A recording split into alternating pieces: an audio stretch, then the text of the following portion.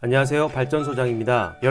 여러분들 중에서 혹시 나의 소울메이트라고 생각해서 있는 그대로의 나의 부끄러운 치부까지 드러냈다가 그 친구에게 배신당하거나 손해를 보신 적 있지 않으신가요? 그때의 절망감은 말로 표현하기 힘들 것입니다. 가까운 사이라고 생각해 때로는 편하고 때로는 조심하려다가 한 행동 때문에 힘들어지는 경우가 있습니다. 아무리 친해도 드러내면 후회하게 되는 것이 있습니다. 자랑도 상황을 과감해야 하는 이유가 있습니다. 그래서 오늘 시간에는 아무리 친한 내 친구 영숙에게도 절대로 해서는 안 되는 3가지에 대해서 알려드릴 테니 친한 사람들로부터 자주 배신당하고 관계 유지에 어려움을 겪는 분들은 오늘 영상을 끝까지 시청해 주시기 바랍니다.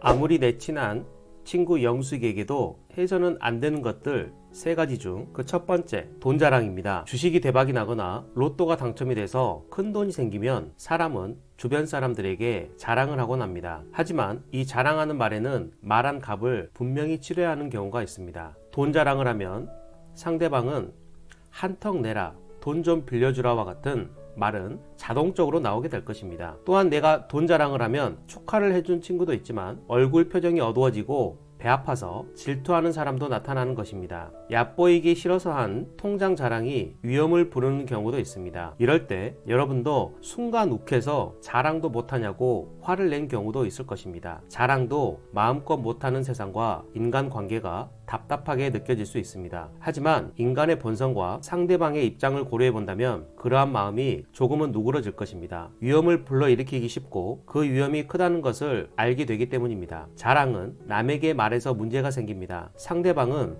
혼자 속으로 자랑하면 되지 굳이 사람들 앞에서 얘기를 꺼내는 이유가 뭘까요? 자랑을 일종의 과시욕이라고 하는 이유가 여기에 있습니다. 들어주는 사람, 봐주는 사람이 없으면 소용없기 때문입니다. 말했으니 말한 값을 치르게 되고 들어준 대가도 치러야 합니다.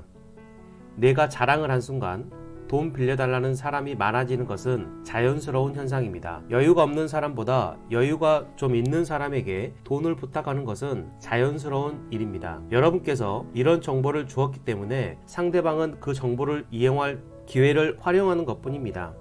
집안의 결혼이나 부고로 인해서 축의금이나 조의금을 사람들은 기대를 합니다. 하지만 기대에 미치지 못하면 좋지 않은 평이 나옵니다.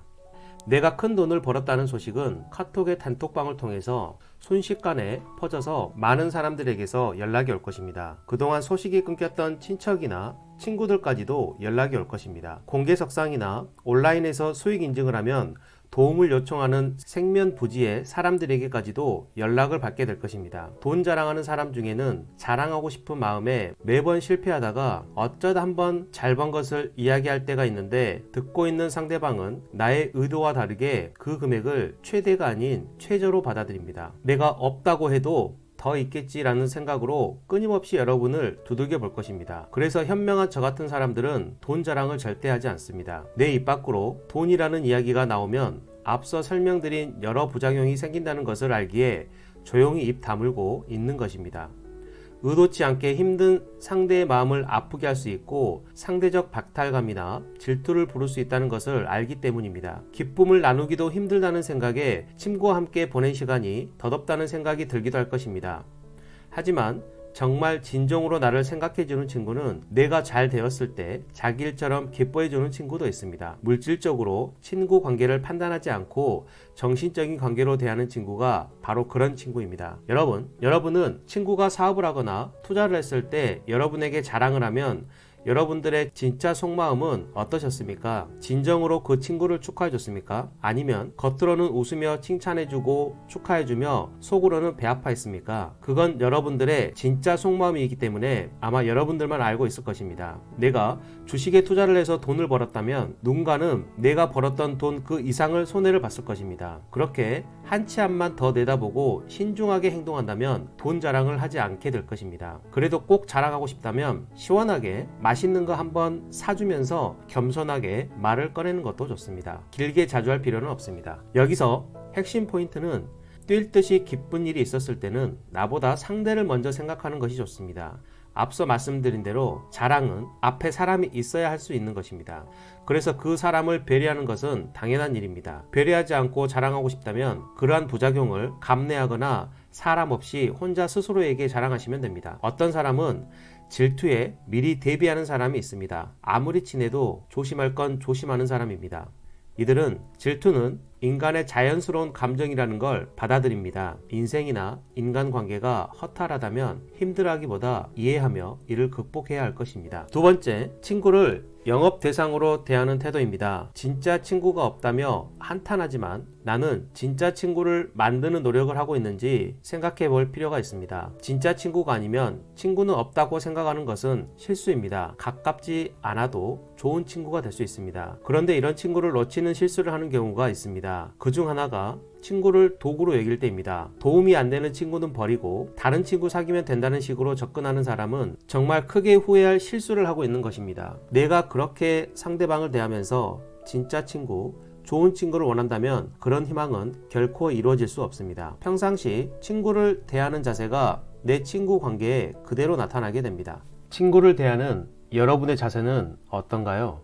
혹시 친구를 도구로 보고 있지 않습니까? 친구를 영업 대상으로 여겨 설득하려 하거나 만날 때마다 보험 좀 들어주라 라며 압박하고 어느 날은 맛있는 거 먹자며 부르더니 결국 이야기의 끝은 이번 딱 한 번만 도와주라 라는 식으로 이어지면 그 관계는 지속되기 어려울 것입니다. 물론 직업정신이 투철해서일 수 있고 회사에서 교육받을 때 지인 영업을 은연중 부추겼을 수도 있습니다. 실적에 떠밀려서 초조해서 친구를 찾아가 힘들게 할 수도 있습니다. 한편으로는 얼마나 어려우면 친구가 싫어할 것을 알면서 찾아갔을지 이해가 되기도 합니다. 하지만 이런 상황은 오래 끌수록 나만 힘들어집니다. 이때 과연 이런 상황이 어려운 상황인지 되짚어 보아야 합니다. 친구의 도움을 받아야지만 직장을 유지한다면 직장에서 생명은 얼마 가지 못합니다. 지인 영업에서 벗어나지 못하는 사람은 회사도 원하지 않습니다. 회사와 나 사이에 누가 손해를 보고 있는지 곰곰이 생각해 봐야 합니다. 나는 몇 푼의 돈과 실적의 압박에 시달리면서 인간관계도 다 깨진다면 이것이야말로 스스로 늪에 빠진 격입니다. 경험을 해보신 분들은 그 해답을 다 알고 있으실 것입니다. 회사에서 스스로 성장할 방법을 찾든지 새로운 직업을 모색해 봐야 합니다. 뇌가 바뀌지 않으면 문제를 해결하기 힘들어집니다. 우리가 보통 영업하는 친구를 싫어하는 이유는 귀찮게 하는 것도 있지만 자신을 이용한다는 생각이 들기 때문에 거부감이 느껴지는 것입니다. 이것에서 벗어나려면 친구가 필요하다는 말이 나오기 전까지는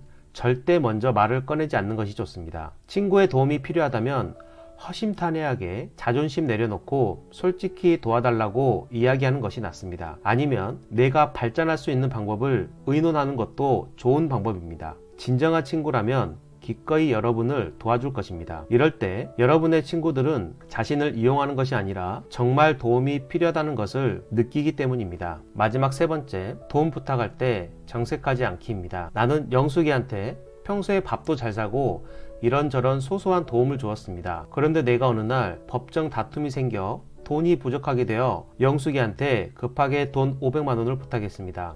그런데 영숙이는 가까운 사이에 돈 거래는 하지 않는 거야 라고 말을 합니다. 나는 그동안 영숙이에게 도움을 받으려고 그동안 밥 사주고 도움을 준 것이 아니었습니다. 밥 사줄 때는 밥만 잘 먹더니 내가 도와달라고 하니 사람을 냉정하게 대하는 태도에 사람에 대한 회의감이 들기도 합니다. 어려울 때 돈을 빌리려고 했다가 큰 상처를 받는 경우가 살다 보면 한 번쯤은 꼭 생깁니다. 물론 흔쾌히 빌려주는 친구도 있지만 가까운 사이일수록 돈 거래하는 거 아니야. 친구를 잃고 싶지 않아서 돈 거래는 안 하는 게 좋겠어. 돈은 은행에서 빌리는 거야 라는 말을 들었을 때 여러분들의 마음은 어떠셨나요? 당연히 서운했을 것입니다. 이런 말 때문에 친구들을 하나씩 잃게 됩니다. 마음에 난 상처에 소금을 뿌리는 것처럼 느끼게 되기 때문입니다. 반대로 여러분의 친구들이 여러분들에게 이러한 부탁을 한다면 지혜롭게 거절해야 합니다. 절대로 이러한 태도를 대놓고 드러내면 안 됩니다. 거절을 하더라도 먼저 상대방 상황에 대한 공감부터 하는 게 좋습니다. 그렇게 공감해 준 다음에 그런데 나도 이번에 큰 돈이 들어가서 도움을 주기 힘들 것 같아. 미안해서 어쩌지? 정도의 말을 하시면 됩니다. 살면서 절대로 하면 안 되는 것으로 보증 서는 것, 가까운 사람과 돈 거래를 꼽습니다. 이것 때문에 집안 망하고 친구도 잃어버렸기 때문입니다. 내 삶을 위협받을 수도 있기 때문에 냉철하게 선을 긋는 것도 좋지만 이것은 마음속으로 해도 충분합니다. 말과 태도는 부드럽게 그것을 실행하시면 됩니다. 여기서 선을 긋는다는 것이 정색하며 단호하게 말하는 것이 선을 긋는 것이 아닙니다. 오히려 정만 만들고 사회생활과 인간관계를 힘들게 만들 수 있어 이러한 태도는 절대 드러내지 않는 것이 현명할 것입니다. 오늘은 이렇게 30년 지기 내 친구 영숙이에게 절대로 하면 안 되는 3가지에 대해서 알려드렸습니다. 그래도 우리 영숙이는 이해해 줄 거야 라고 생각하신다면 돈 자랑을 할 때는 그 친구에게 1%는 꼭 쓰면서 돈 자랑을 하시기 바랍니다. 주식으로 100만원을 벌었으면 만원짜리 생선구이 100반을 사주면서 자랑하고 1000만원을 벌었으면 간장게장 100반을 사주면서 10만원짜리 백화점 상품권은 주고 자랑하시고 1억을 벌어서 자랑하고 싶다면 한우 A2뿔과 100만원짜리 백 하나 정도는 사주면서 자랑하시면